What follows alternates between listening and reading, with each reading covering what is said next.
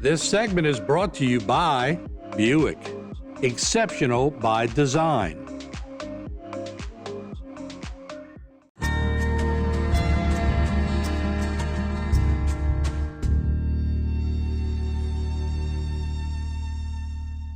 All right, we're back. It is Good Vibes time. I'm Martin Falls, and that is Debbie Cox-DeNova. How are you? I'm doing well. How are you? I'm good. Good. I love the topic. I can't wait to hear this. Unmasking people. Yes. Ooh, in this business over 40-something years, you see all types. Yes. Any Yes. business, any person sees all types. And you know when you have that sense that you're not getting the real person, right? There's something about it that kind of feels like it's a smokescreen, right? So this show is all about decoding people to actually see what's behind the mask, because we as human beings, we're all about like what's going on, what's really going on back there, right? And so people use these defense mechanisms to keep you from seeing what's really behind it. We're going to talk about it today, but I do want to start by saying that this is in all of us as human beings. But to say, doesn't everybody have a mask? Yes, we are all Especially when walking you're around. dating. Yes, and we all have hidden secrets. You know, we all have parts of ourselves that we don't want to show to everybody. Don't go in the cellar. Exactly. There's a garbage can in every home, right? Yeah. So it's important to recognize that when we're using this tech, because I mean, it's a lot of things that we share, you can use it for good or you can use it for bad, right? Yeah. So we want to remember there's a difference between exposing someone and understanding someone. Hopefully, everyone at home is going to take this information and help other people to feel safe in your presence. But after hearing this information, it may actually change the way that you look at human beings in general, okay? And this information, by the way, is from Chase Hughes, who is the #1 behavioral expert in the world.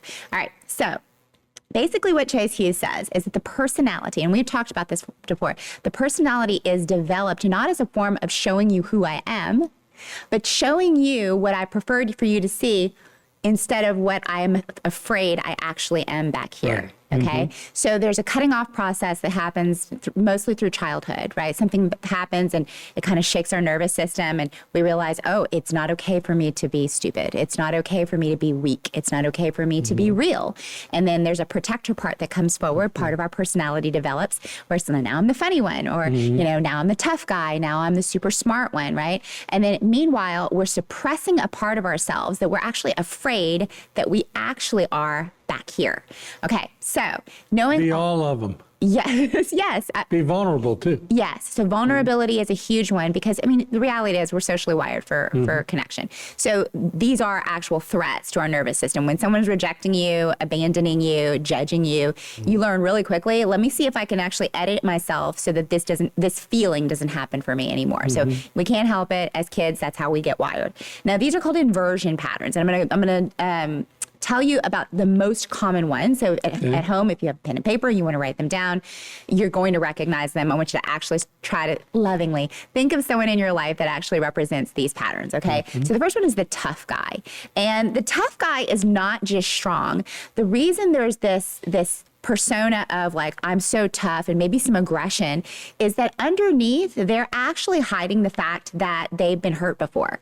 So maybe they were humiliated or traumatized or abandoned. A lot of times people were bullied. They end up being a tough guy because when they were young, they were either bullied by friends at school or, you know, kids at school or even at home by their own parents. And so they develop this tough skin and this tough guy persona in order to protect. And the only thing scarier to a tough guy than being hurt again is being perceived as vulnerable enough to be hurt again, if that makes sense. Okay.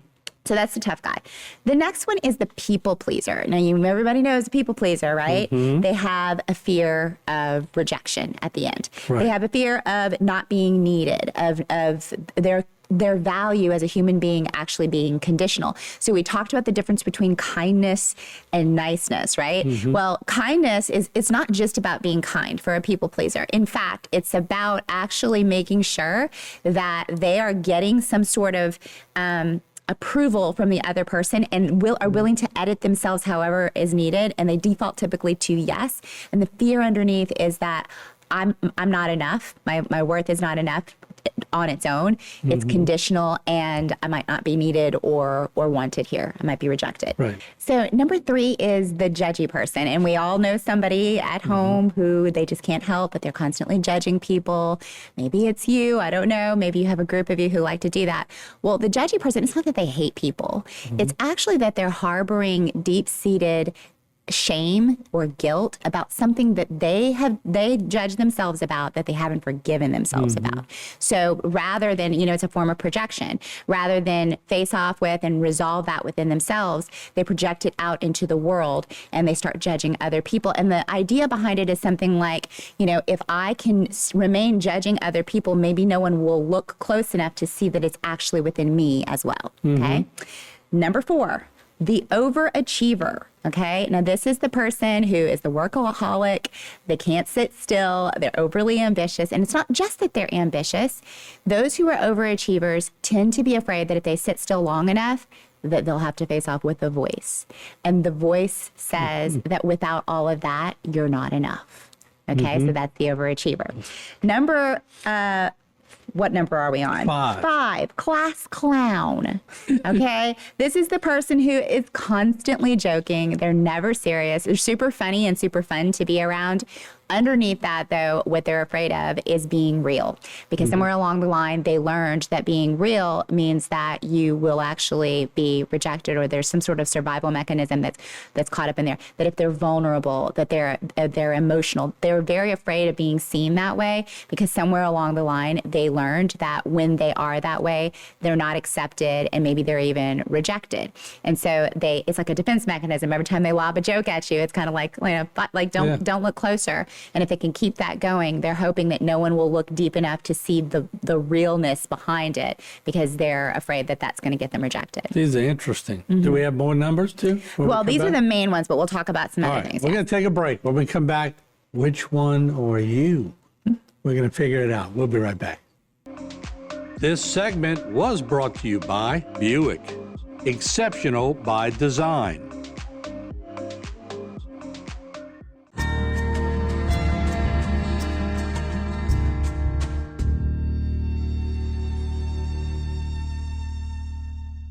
All right, we are back. We're talking about unmasking people and good vibes.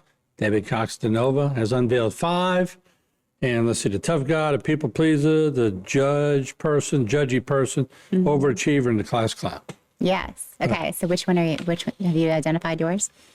There'd be 3 of them. Okay. I'd be people pleaser, overachiever, and class clown. Okay. I was most wittiest my senior year, voted on in school. Good insight. But that all changes. Yeah. Especially when you get in business, and especially when life takes over, you can morph. Yes, absolutely. And this is a big part of this is for self-reflection, right? Because I also relate to the people pleaser and the overachiever for sure. So once you start looking at it within yourself, that's the key, right? Because then instead of projecting, you're actually resolving the relationship that you have with yourself. And so you don't have the big masks, like the people, when they come to talk to you, don't sense that you're trying to put a block between you and them. We can feel that, right? We can feel when people are doing that. And we have that funny little thing we do as human beings where we will project our own stuff onto other people. So these are things to watch for. Here's the cheat code just in general, okay? The thing that someone is trying hardest to show you is the thing that they fear that you will not believe about them.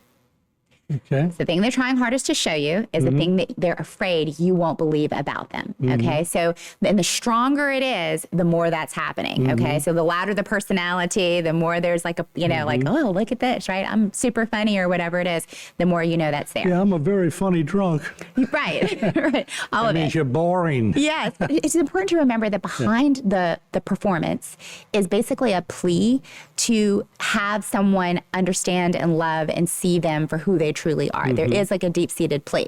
So the thing also to notice is that if someone is attacking someone someone else, other people. The thing that they're attacking in other people is the thing that they're secretly suppressing within themselves. Okay, so I'll say it again. If they're attacking in other people, especially if they're going around and it's a thing for them, they're secretly suppressing it within themselves. And so when we talk about, and we've talked about shadow work before, what we're literally talking about is looking within and going, where am I suppressing myself?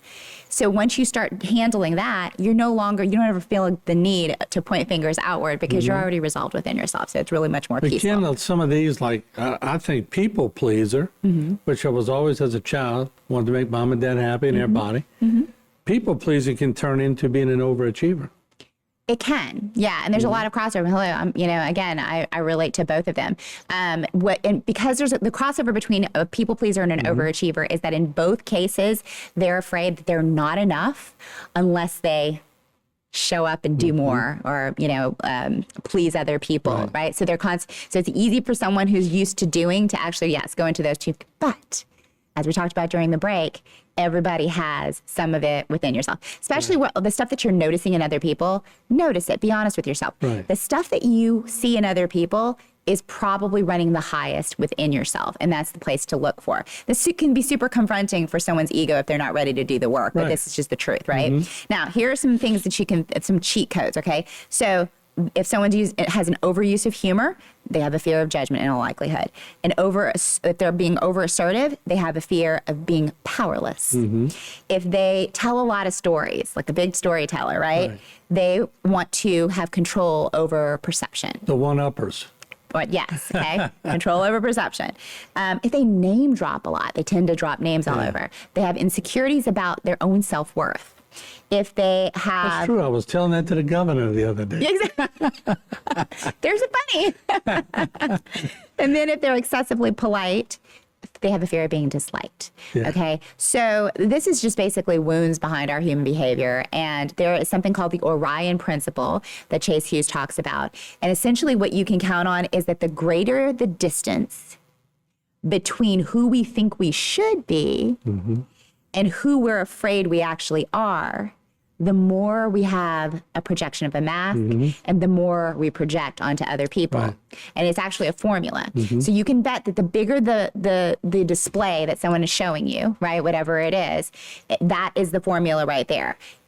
There's a huge distance between who they want you to think and who they actually believe they are. The thing is, I get a lot of people that I meet when I go do different things, and they come up to me, yeah, you're the guy on TV. And then I start talking with them, and they say, you laugh and joke. I don't see you like that on TV. I say, well, it's hard to laugh and joke when you're reporting about a fatality or a wreck. Exactly. But every now and then they'll see shows where you can be yourself. But so sometimes your business doesn't allow you to be it. But when you get off, you're going, woohoo. Yeah, exactly. And I think we all, like we talked about before, we all have different personas that we bring to different things. Your job requires that a level of seriousness, in most cases.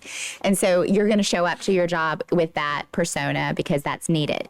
But it's important to really recognize that, like, first of all, it's just our desire to know, like, what's going on behind that mask. That desire all by itself is oftentimes a projection. Like, we don't want to look at our own stuff. We'd rather go, what's going on by him? Because we're terrified that we're the only ones who experience suffering, But the ones we hang around with, like, you've been around me a long time, you know the real me. Yeah. But sometimes you can't always portray it on TV when a Cat 5 hurricane exactly. down, Exactly. Hey, everybody, a Cat 5's coming. Yeah.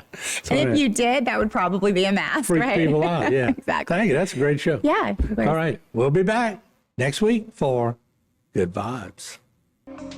This segment was brought to you by Cypress Stop, home of the happy customer.